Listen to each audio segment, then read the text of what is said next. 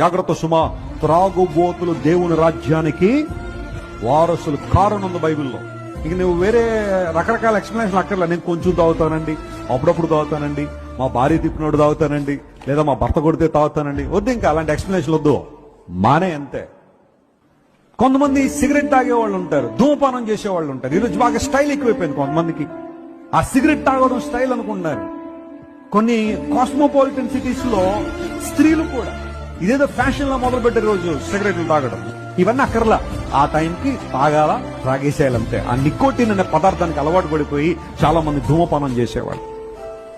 ఒక్క సిగరెట్ ఒక మనిషి యొక్క ఆయుష్ను 10 నిమిషాలు తగ్గిస్తుంది.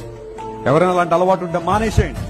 నేను కేవలం అది గురించే కాదు, కొంతమంది ఫాస్ట్ ఫుడ్లకు అలవాటు పడిన వాళ్ళు ఉంటారు, అవి కూడా ఆరోగ్యాన్ని పాడు చేస్తాయి. ఒక ధూమపానం ఎలాంటిదో ఫాస్ట్ ఫుడ్లు కూడా అలాంటి. సాయంకాలం అయిపోయేసరికి ఆ పానీపూరి పడిపోవాలంతే, టమాటా బజ్జీలు, ఆ తర్వాత చాలా స్పైసీగా ఉండే ఆ కారంతో ఉండే ఆ పదార్థాలు, నూడిల్స్, బిర్యానీలు, ఏదో ఎప్పుడో ఒకసారి వారానికి ఒకసారో 10 రోజులకు ఒకసారో తినడం తప్పని అనట్లేదు, కానీ రోజే లేనిపోయిన రోగాలను తెచ్చిపెట్టుకోకండి అనవసరం.